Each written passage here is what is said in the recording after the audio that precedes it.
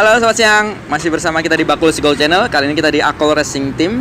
Kita mau bahas varian pabrikan Yamaha berlogo Garputala ya. Salah satunya Yamaha Air King 130cc.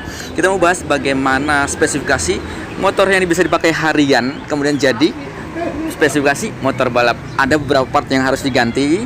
Salah satunya pengereman, kemudian roda, kemudian ada karburasi dan dapur pacu. Beberapa hal memang bisa diganti dan ada yang bisa tidak diganti atau memang tidak bisa diganti. Jadi nanti kita cek detailnya satu persatu, kemudian bagaimana cara menggantinya, spek yang boleh dipakai dan spek yang tidak boleh dipakai. Jadi tetap saksikan ya.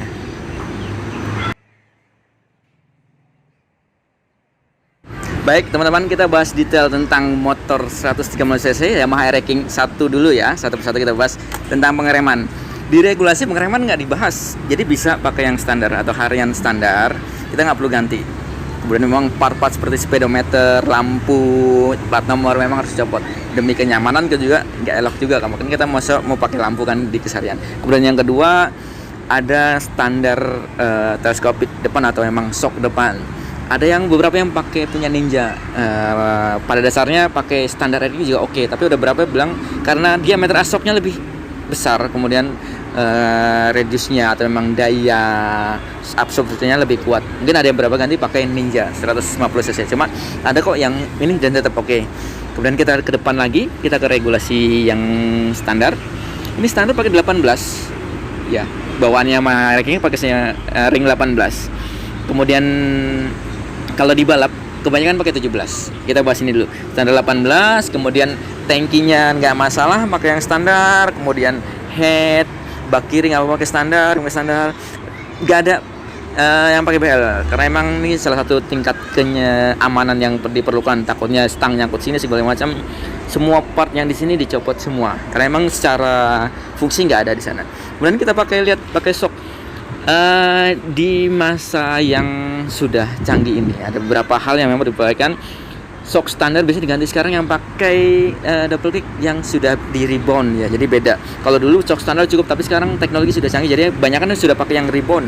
Kemudian ada pakai roda belakang, sekarang sudah pakai 17 semua. Kalau dulu 18, sekarang pakai 17. Kemudian yang kedua, gearnya kebanyakan pakai yang 415 ya, jadi 428 sudah jarang dipakai. Kenapa? Lebih simpel, lebih ringan dan sebagainya ya. Kemudian part-part yang di sini salah satunya adalah standar tengah atau emang footstep tengah.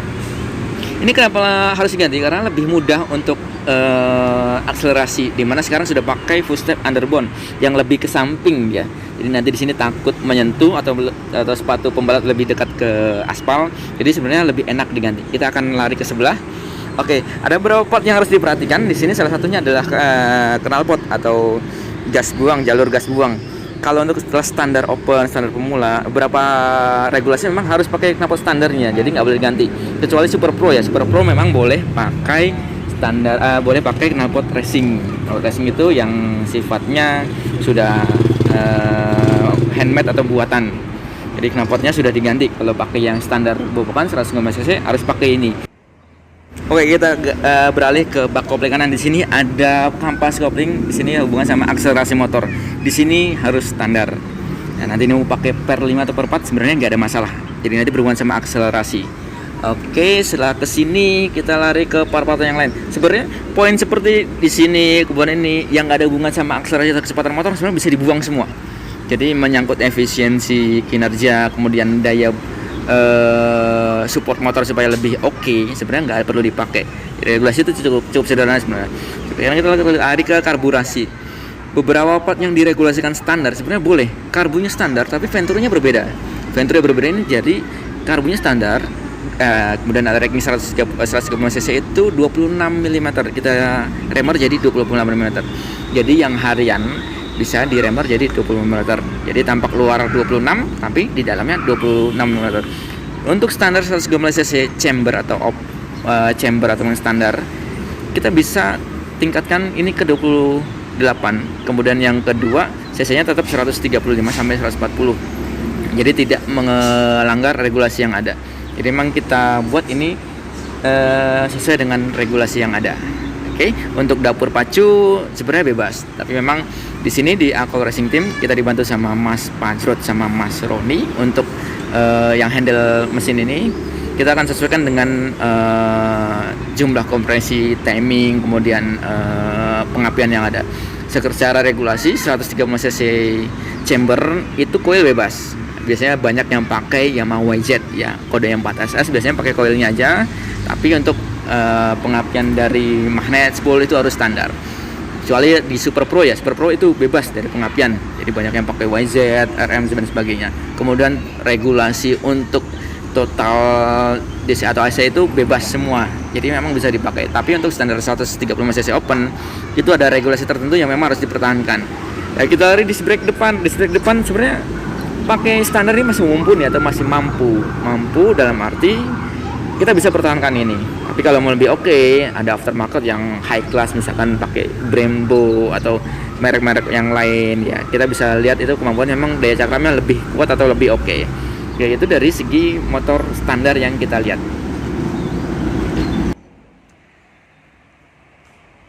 Oke guys, kita ke spesifikasi motor balap. Kemudian motornya kebetulan sama-sama racing, dan memang sama-sama racing. Kita mau komparasi.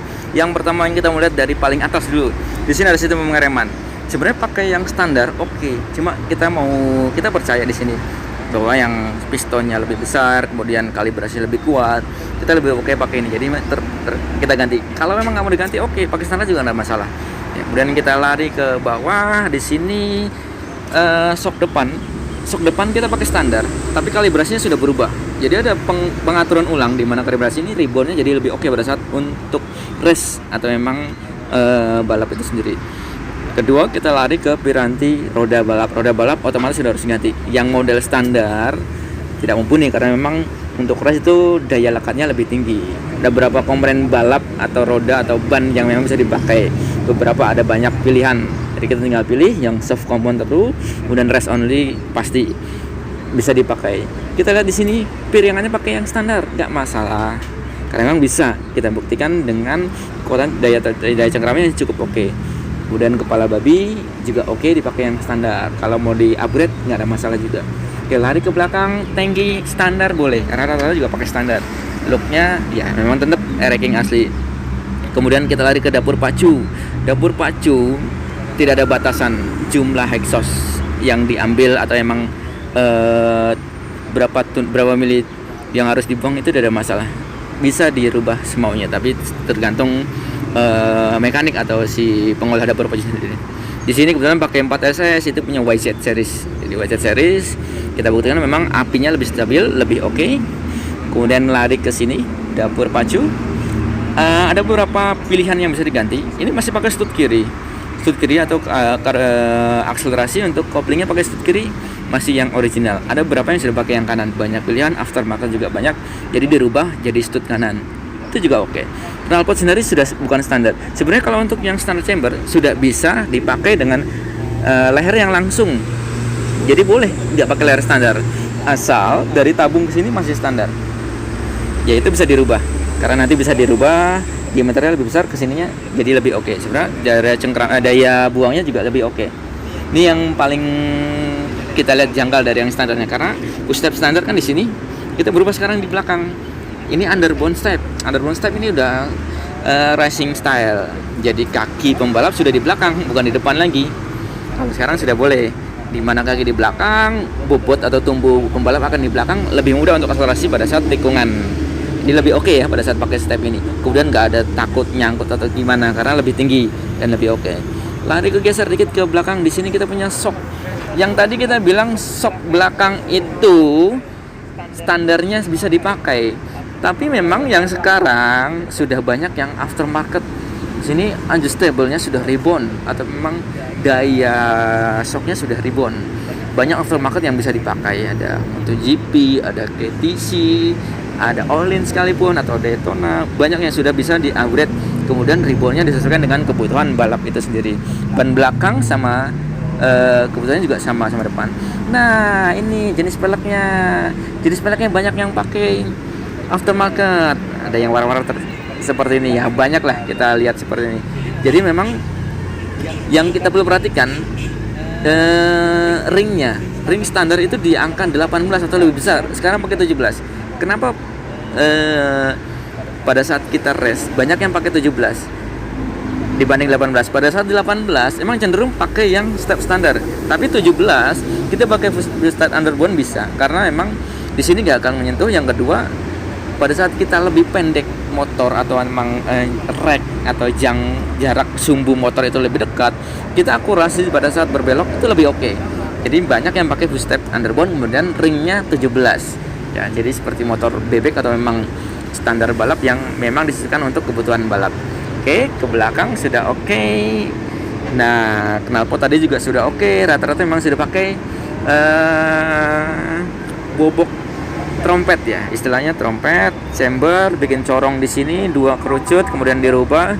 Itu yang paling los atau paling lepas di dunia gas buang ya. Itu paling oke. Secara keseluruhan sudah oke. Jadi kita bisa lihat sebenarnya kalau hitung-hitungan komponen yang ada di motor balap ini kemudian kita bandingkan di motor standar atau harian, tidak banyak yang harus dirubah. Tidak banyak kalau emang kita kelas atau ikutin regulasi yang standar pemula, apalagi yang non pembalap.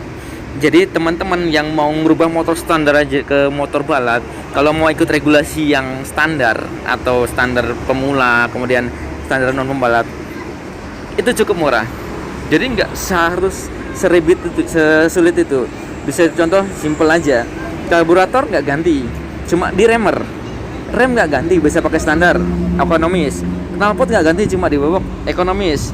Cuma ban yang memang harus diganti karena kebutuhan race itu memang lebih penting atau lebih spesifik. Itu perlu yang soft compound, kemudian memang harus menyesuaikan. Shock depan cuma perlu di-upgrade, nggak perlu diganti. Jadi part-part yang kita lihat sekarang memang disesuaikan gimana caranya lebih ekonomis, lebih murah, kemudian bisa disesuaikan dengan kondisi kantong kita yang ada. Jadi jangan ragu kalau punya motor standar kemudian kita aplikasikan ke dunia balap, itu sangat ringan. Jadi jangan berambisi untuk bisa ngebut jalan. Lebih enak, lebih nyaman, lebih safety kalau kita ngebut di sirkuit. Jadi kita bisa lihat motor standar kita buat harian, kemudian motor balap dengan budget seminim mungkin kita bisa salurkan bakat, salurkan hobi kita, ngebut juga sesuai tempatnya dengan budget seminimal mungkin. Oke, thank you.